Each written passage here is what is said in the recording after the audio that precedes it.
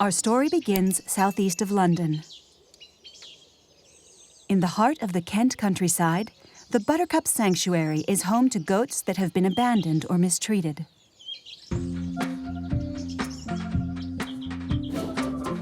In the morning, the residents wait impatiently for their breakfast. Each goat has a name.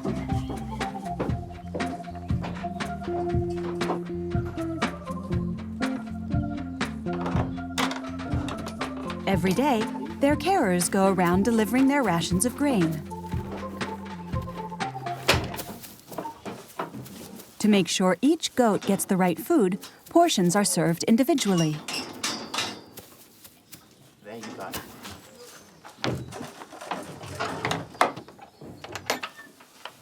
The reason why there are so many locks is because goats are famous for attempting to get into places where they shouldn't.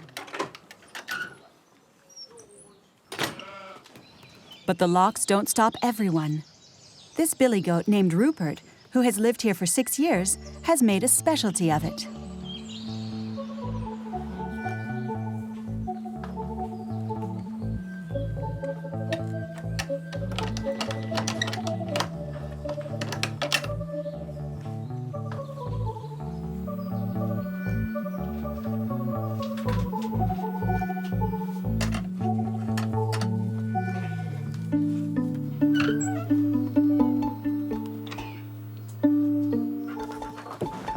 He's a real greedy guts and likes coming into the office to chew the paperwork. Come on. Out you go. Good boy.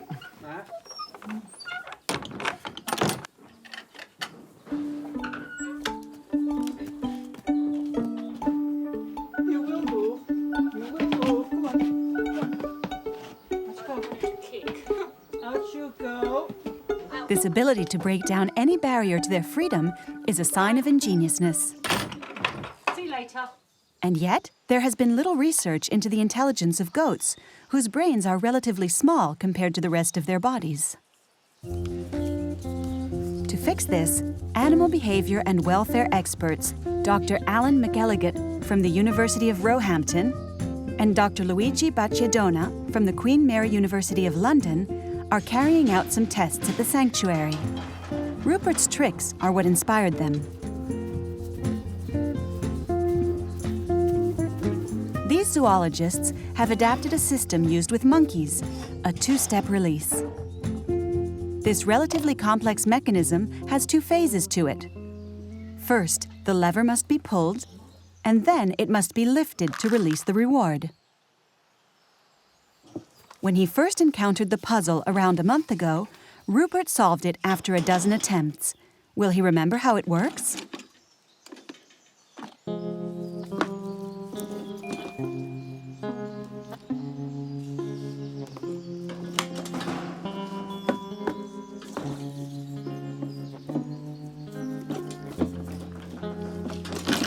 Yes, he's done it. But are all goats capable of this?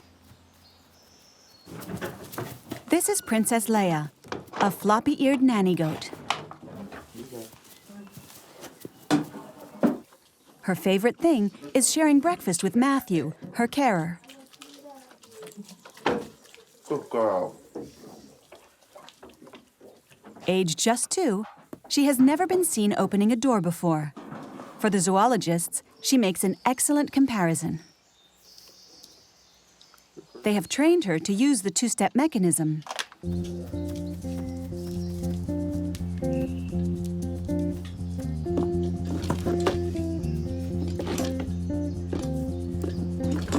After a few attempts,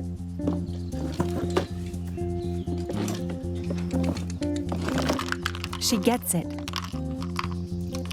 Well done, Princess, well done. It was the same for most of the participants in the study. For the scientists, it proves that goats can solve complex problems, and they remember what they have learned.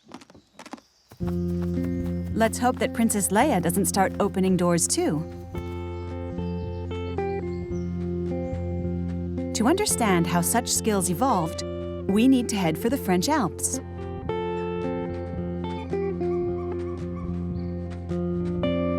village of Roure sits on the edges of the Mercantour National Park and is just waking up from a harsh winter.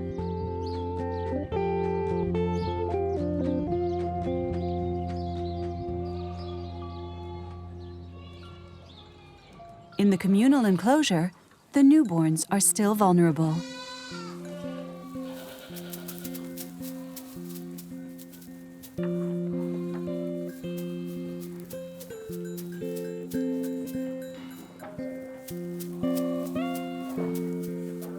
These little ones belong to Barbichette, a nanny goat who gave birth 2 weeks ago.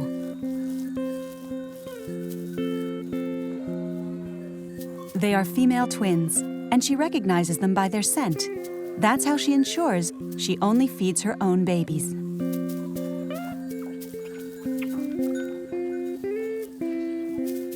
But when they're bigger, things will be different. Billeted in a nursery corner, the young goats call out to their mothers.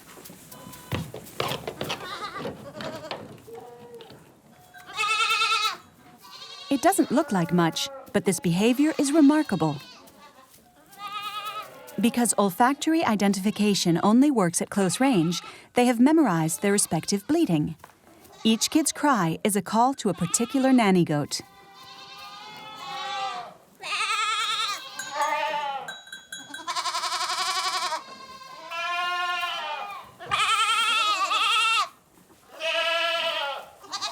The kids are locked up to save the milk, which is to be used to make cheese.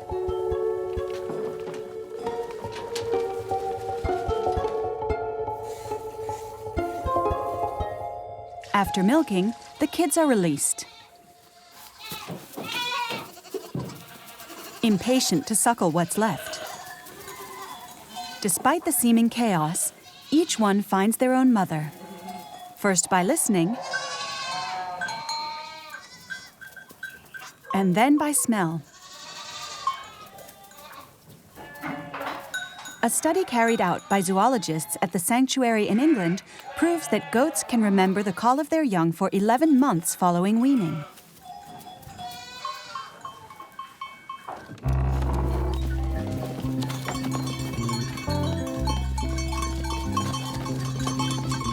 For these animals, who live in large groups, bleating is an essential way to stay in contact as they move around the rough terrain.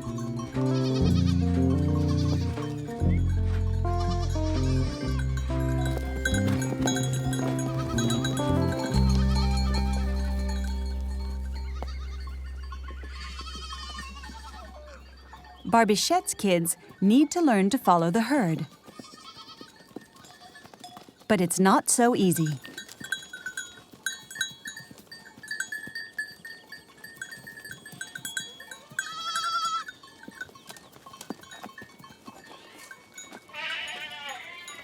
Eventually, the little black one recognizes her mother's call.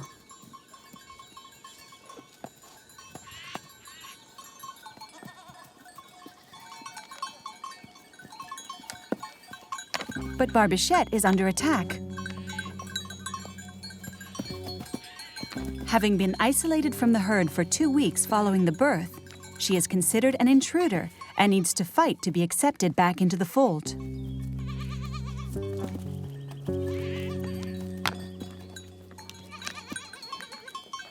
Inside, the fight continues.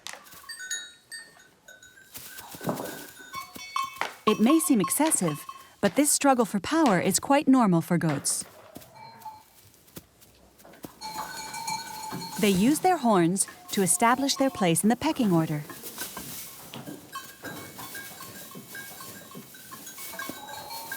During mealtimes, the little ones are kept apart for now. And to avoid taking a blow, some kids have a trick up their sleeves.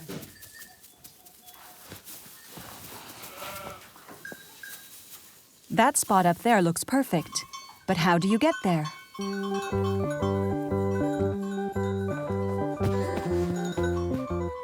With a game of leapfrog.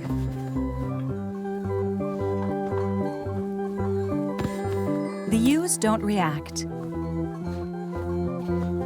With this breed, only the males have horns, but they seem, however, pretty calm.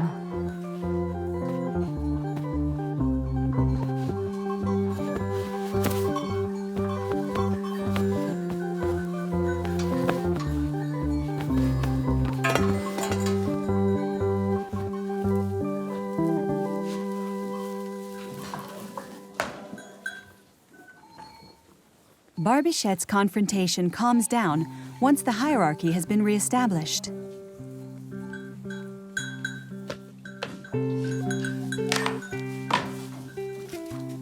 The goats make their peace with one another after a fight, demonstrating their social intelligence.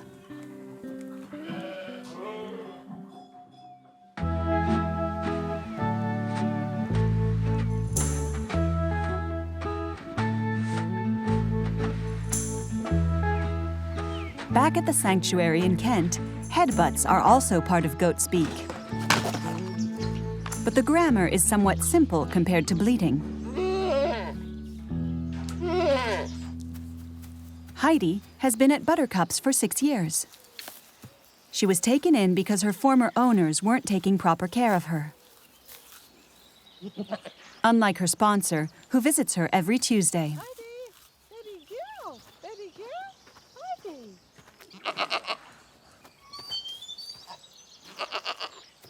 Heidi. At the sound of her sponsor's voice, Heidi comes straight over. This volunteer pays for Heidi's food and lodging.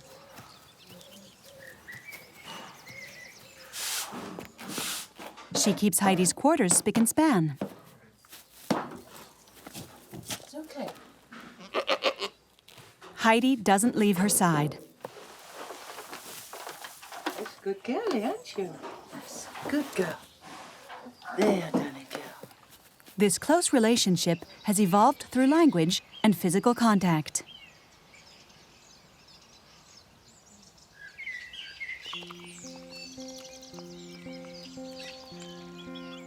But how much do goats actually communicate? With us and with each other? To find out, the zoologists are giving Heidi a sound test. During this new experiment, bleating will be played through a speaker. And Heidi's heart rate will be analyzed.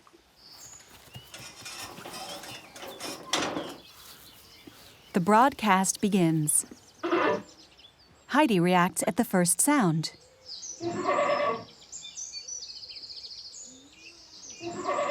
This bleating was recorded when a goat could see its food arriving and was experiencing a positive feeling.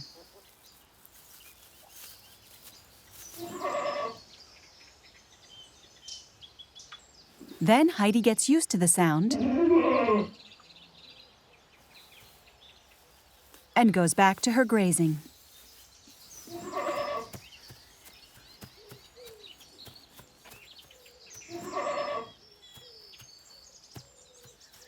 But when a different sound is played, she becomes more attentive. This time, it's the sound of a goat that is frustrated at being isolated from other goats. Heidi looks around to see who is making this troublesome noise. This reaction proves that she is conscious of the emotional message in the bleating. Analysis of her heart rate confirms this observation. It slows when the cry is repeated and accelerates when the bleating is more negative. A sign that other goats' emotions are contagious. Both in England and on other continents.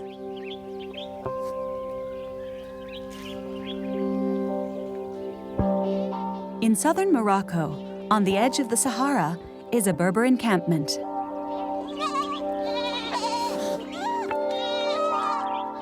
Here, too, every day begins with a chorus of animals keen for their freedom.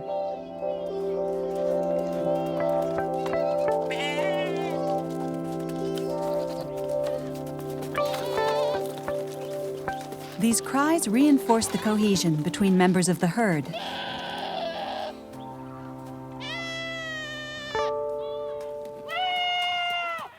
Especially amongst worried mothers and their adventurous offspring. In this herd, births are not controlled by the goat herds. Males and females live together year-round, and their language is made up of strange amorous sounds.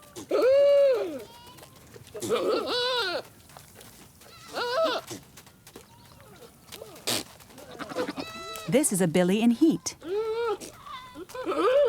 But the female is not yet receptive. She indicates her disapproval by sneezing. In the world of goats, this is a warning.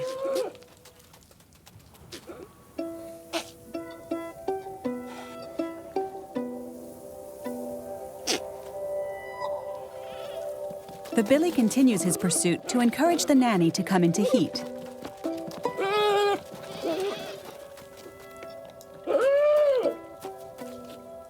He has an intense desire to procreate, driven by a high level of hormones.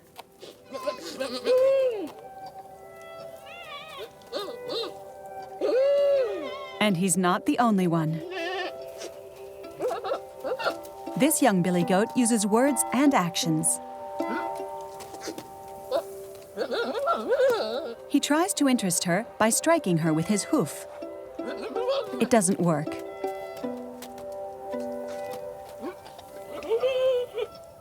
The goats are too busy looking for something to eat in this harsh environment. The Sus Plain is very arid.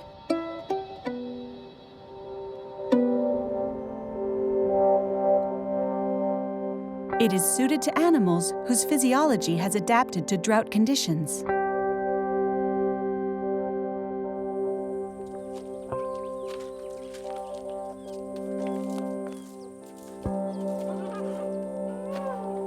Camels have fatty reserves on their humps that they can transform into water if needed. It's also how they regulate their body temperature.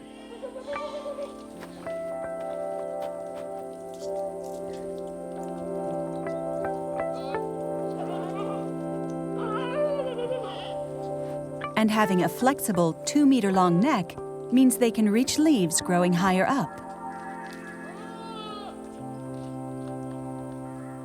Goats aren't so lucky.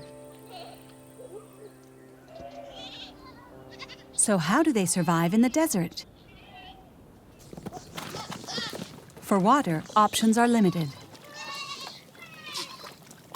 The goat herd brings in tanks of water to feed the animals.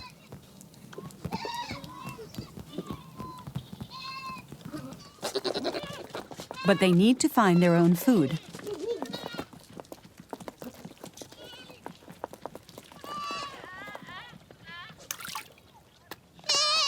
Let's follow this straggler who is looking for something to eat.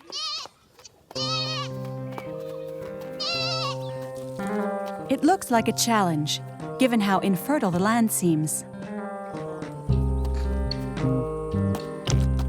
This ochre-color kid returns to her mother. The herd seems to have an idea.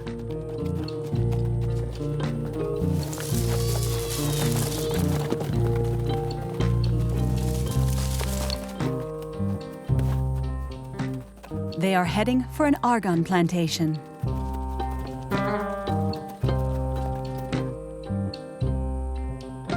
These forests are unique because the argan tree only grows in Morocco. It looks a little like an olive tree. The argan fruits fall to the ground, to the delight of the animals who gobble them up and spit out the seeds.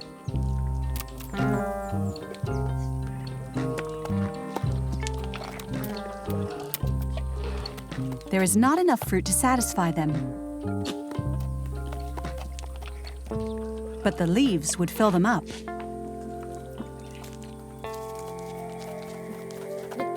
To reach them, the goats follow their instincts from their past in the mountains.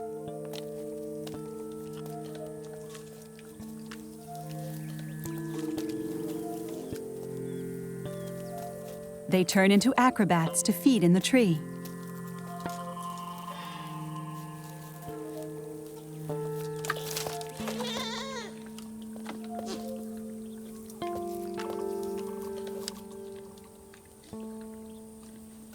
Down on the ground, the ochre-colored kid seems to be at a disadvantage.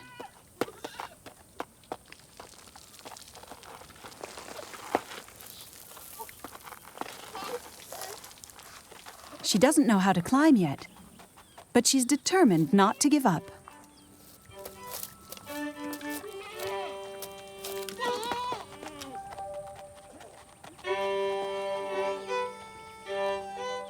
at last.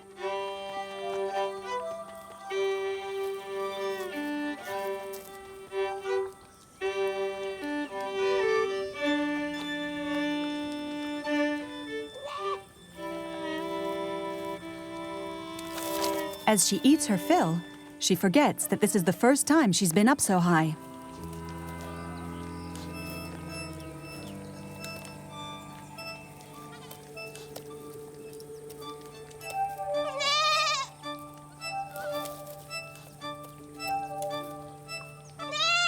She calls out to her mother in vain.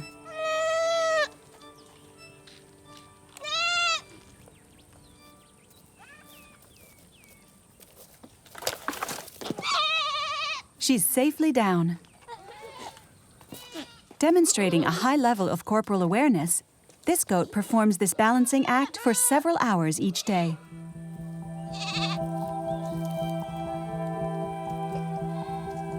Thanks to their extremely sensitive lips, they can snaffle up the argan leaves without hurting themselves on the thorns.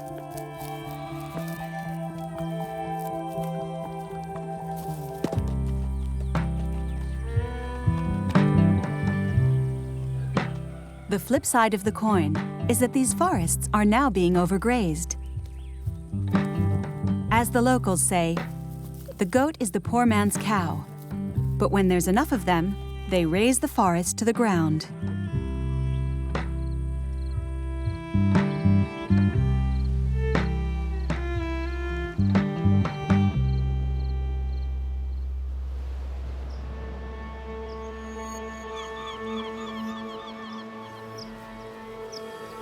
They are intrepid and bold. And in this dizzying landscape, nothing puts them off.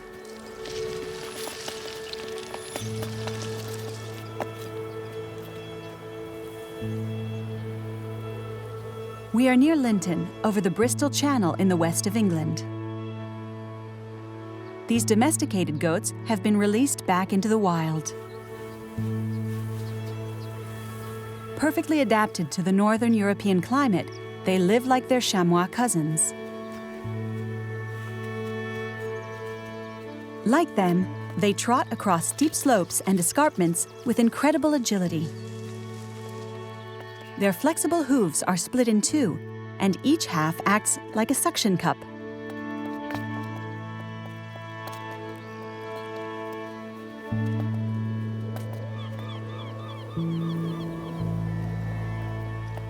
They have been tagged by researchers monitoring their populations. These primitive English goats are the descendants of herds that arrived here some 7,000 years ago.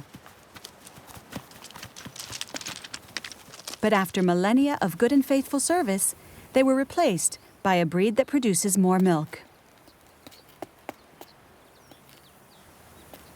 They were abandoned at the end of the 19th century and now live far away from their former masters.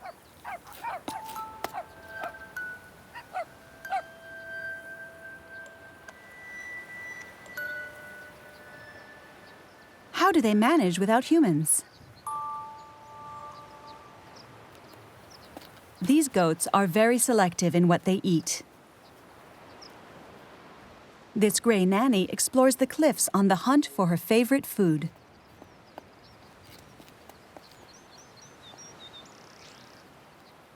Sometimes she eats grass, but she prefers plants that are rich in cellulose that her digestive system can transform into nutrients.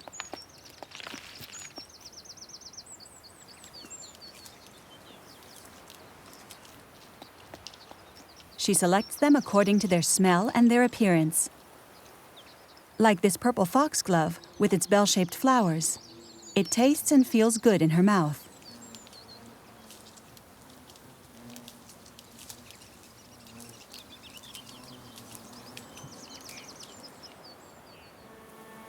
Their diet in Devon is extremely varied. In total, these wild goats eat around 30 different plants.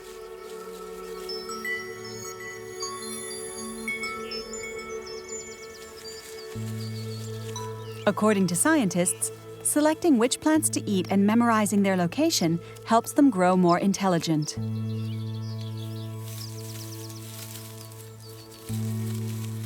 perhaps why they are such excellent explorers. While sheep eat only grass on virtually flat land, goats are ideal for keeping the vegetation down on the cliff tops.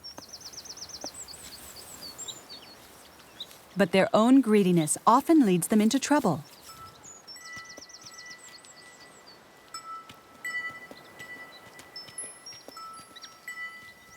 Their wanderings sometimes lead them into a nearby village, where the residents' flowers look very similar to the wildflowers on the cliffs.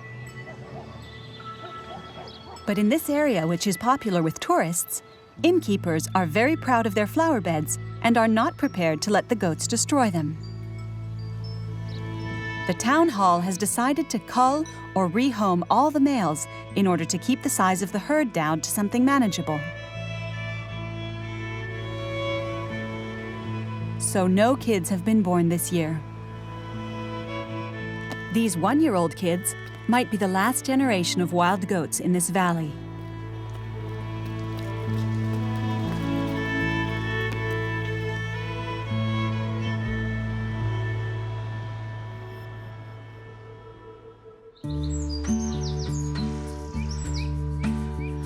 Saved from the cull, these billy goats were taken in by the Buttercups Goat Sanctuary.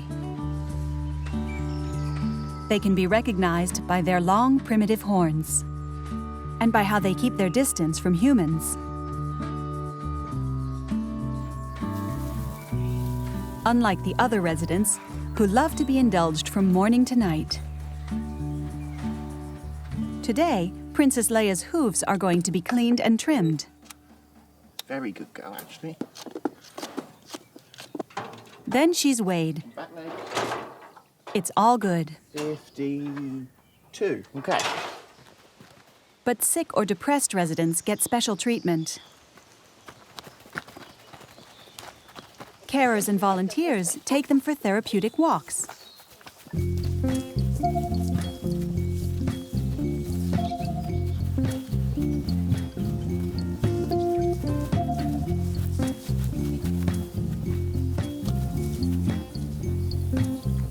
They stimulate their appetite with treats to give them back a taste for life and the strength to heal. Oh, yummy.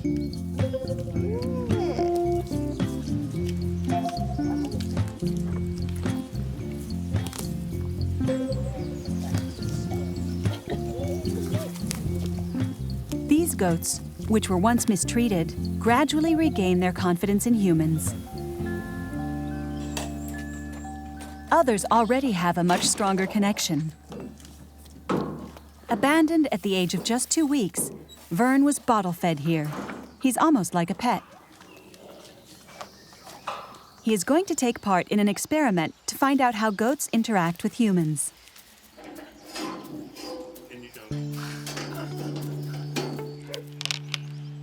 To start with, some pasta is placed in this box.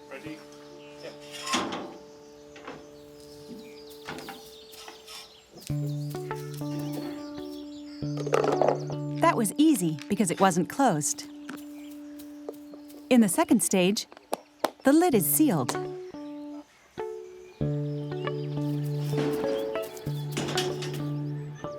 Vern looks to see how to open it as the zoologist looks on.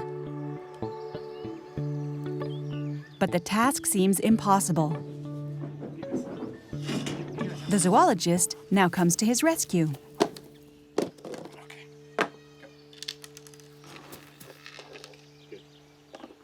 In the third stage, the lid is sealed again. What will Vern do now? This is where the experiment really begins. But they should turn for help very quickly. Faced with this challenge, the goat looks around for human help and asks for it with an affectionate nuzzle.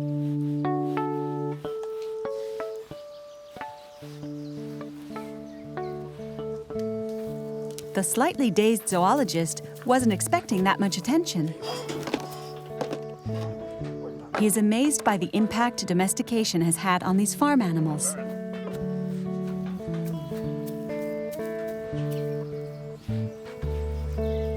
Just like dogs and cats, they establish affectionate relationships with us.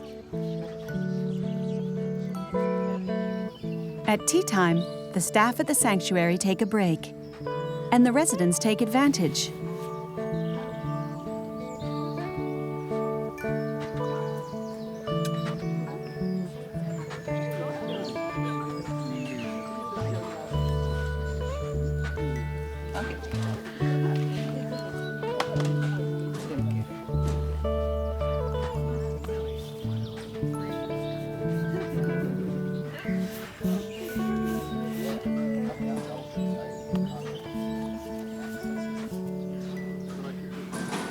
Baby girl? Baby girl? Oh, talk to But me. why are these goats so sociable? Is it to do with their relationships within the herd?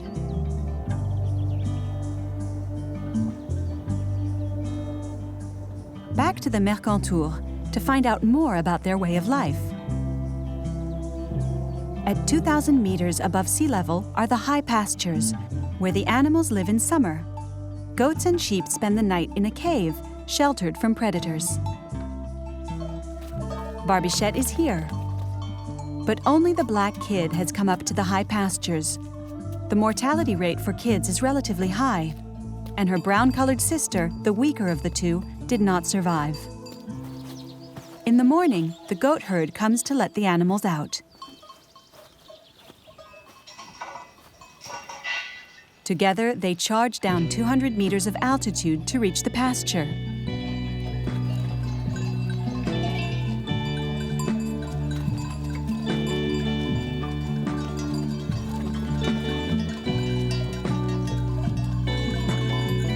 What happens here reveals some complex social behavior. Firstly, when they reach the plateau, the group splits.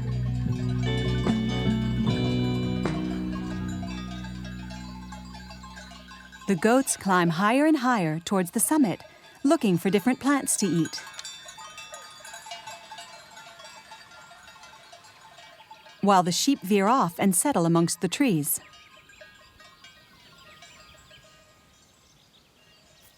But for these little ones, the slope is steep, and it's not easy to keep the pace with these natural climbers. The little black kid grows tired.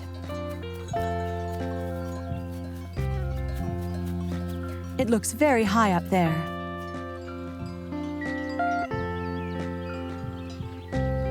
So the opportunistic little black goat decides to follow the sheep instead. Along with another kid, it's less tiring. This attitude reflects a goat's individualistic character. Despite her attachment to her mother, she has decided to go off on her own in order to find some easier food.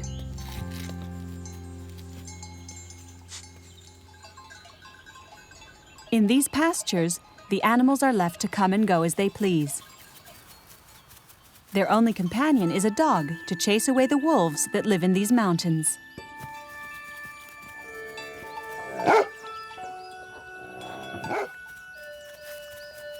When they reach the top, the goats split again into several subgroups.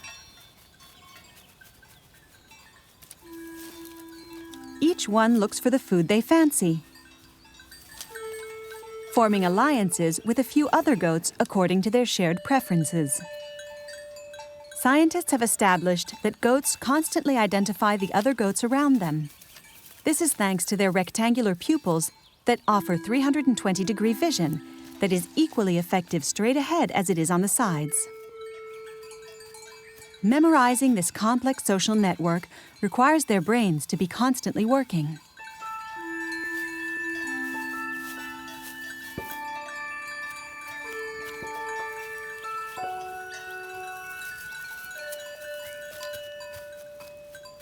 Scientists call this fusion-fission behavior, because the animals come together, fusion, and separate, fission, according to the circumstances.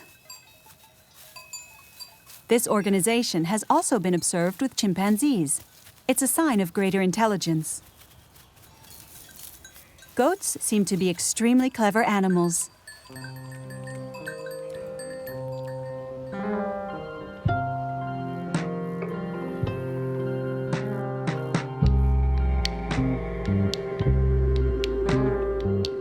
Then, at the end of the day, the different groups fuse together again.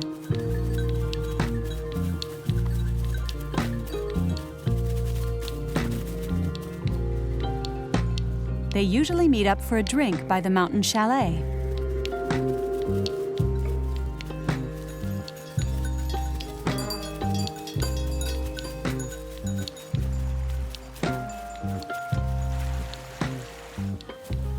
Much to the delight of these hikers.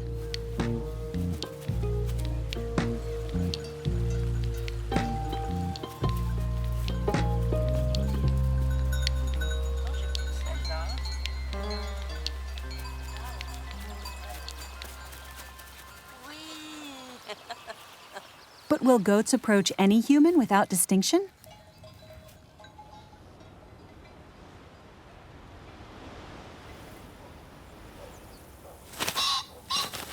That is what our British zoologists are trying to establish. Hattie is one of the rare nanny goats to be born here because her mother was already pregnant when she arrived. She has spent her whole life in close contact with her carers and knows how to get them to understand her. But does she understand us? She is the ideal subject for this test the scientists have come up with. Recognizing our facial expressions can be critical for animals. Dogs, cats, and horses can do it, but can goats? Hattie doesn't know this face. She is curious and checks it out. First, the photograph of the girl is smiling. Then the one where she is unhappy.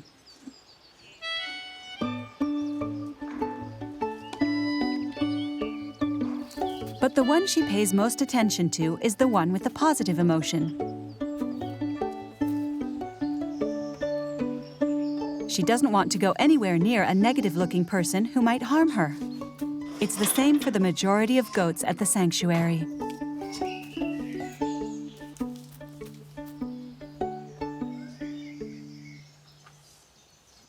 Both our pets and farm animals understand our emotions. And to attract them, it couldn't be easier. Just smile.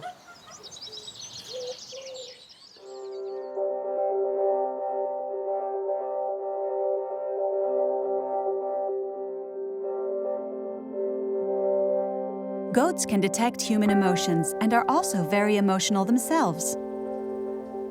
In Tennessee, in the United States, they have a curious way of showing it. Like here on Lisa's farm. Lisa is going to select some of her goats for a show.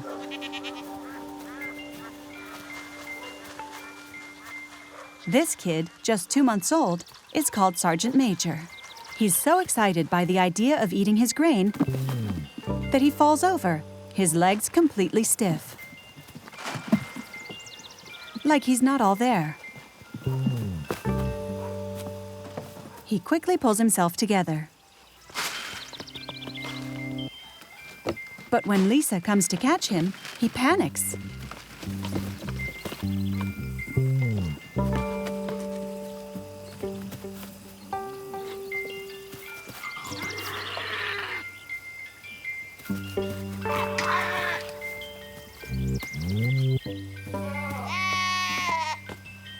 These are myotonic goats, also known as fainting goats.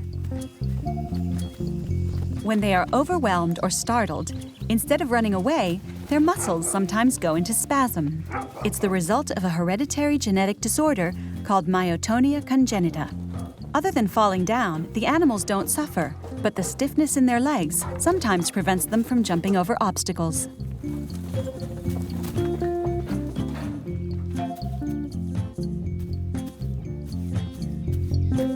Obvious victims for any predator, they have survived thanks to the human beings with which they have developed close relationships. But this isn't yet the case for Sergeant Major.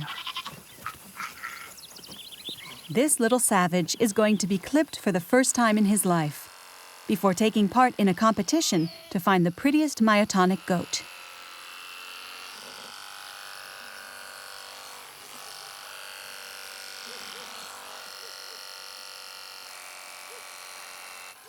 He is frightened and runs away.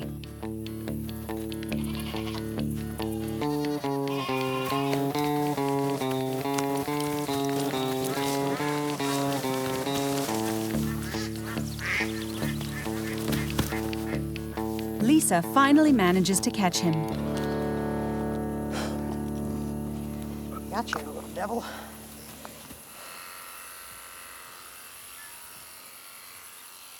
She continues clipping him, leaving the sensitive area around his neck. Too bad, that will have to do. There you go, good boy. As for Vintage, another potential candidate, his toilette is a very different experience. He is 6 months old and is comfortable around Lisa. Everything goes like clockwork, and she can complete all the finishing touches.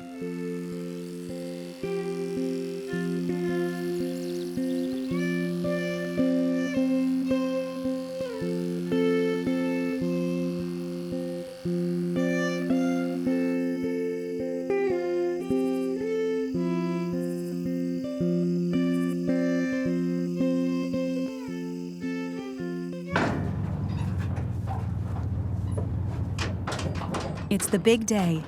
Lisa and her favorites head off for the town of Louisburg.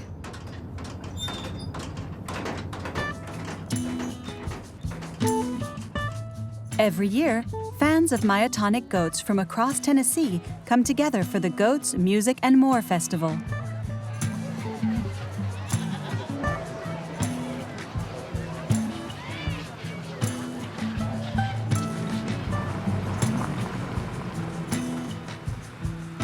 It's a first for these kids. To comfort them, Salud, an adult Billy who has already been to events like this, is accompanying them. A friend of Lisa's leads him to the site.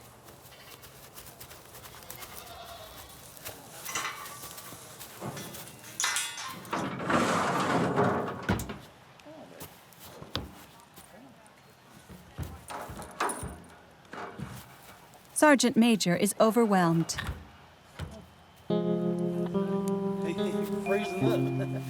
He's on a leash so he doesn't fall over, but his legs are stiff, indicating how stressed he feels.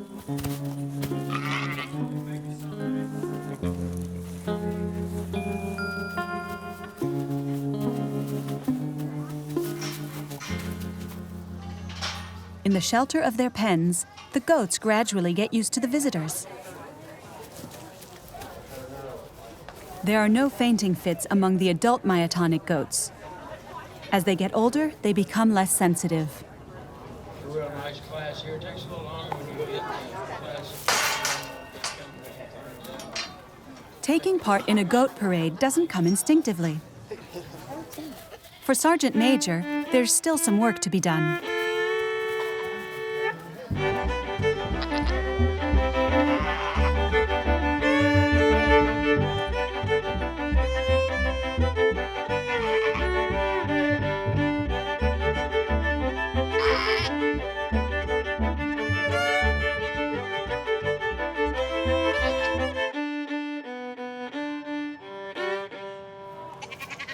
In the grooming area, Vintage is faced with a new situation. Despite his confidence in Lisa, this young Billy is tense.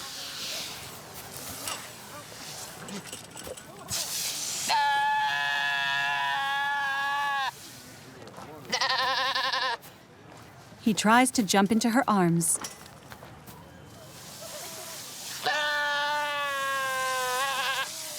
And calls for help. Unsuccessfully.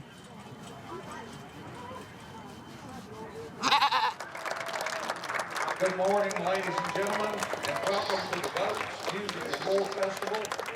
The beauty contest begins with Salud's class.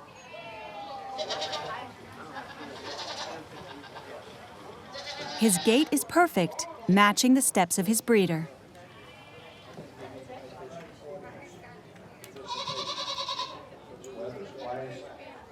When the judge examines him, he is very relaxed.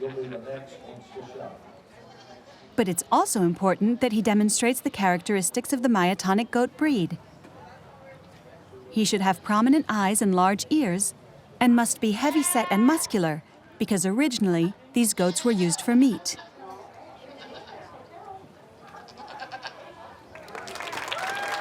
Salud fits all the criteria and wins first prize in his class. Vintage is always looking for treats.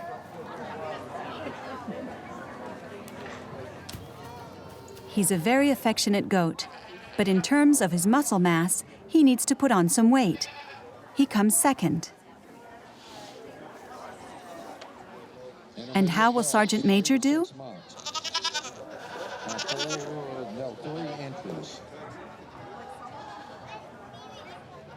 His training seems to have paid off.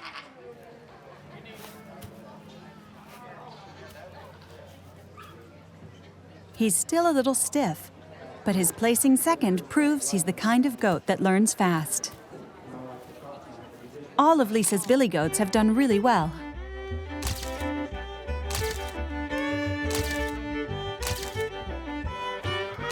Will you stop?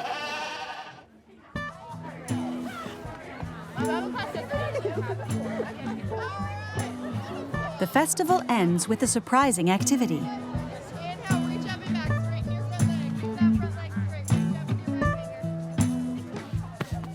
These talented folks are doing yoga.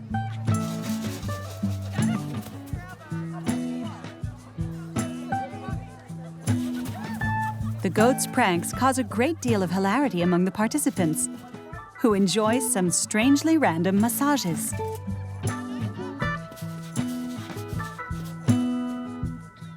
Goats have been close to people for millennia and have learned to follow our movements. They get a treat for standing on somebody's back.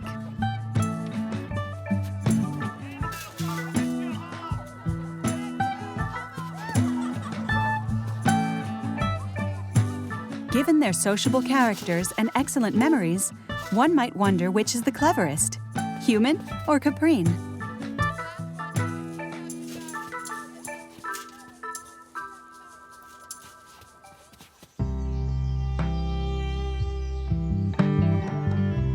Well done, Princess. Through their experiments, Alan and Luigi have discovered that domesticated farm goats use information from people to their advantage.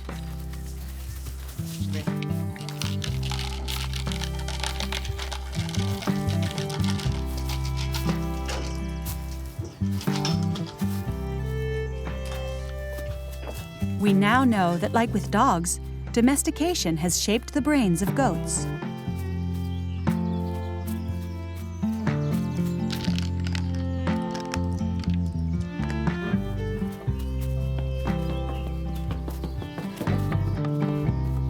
And these free spirits that have come down from the mountains also have plenty of qualities to ensure they can become our best friends.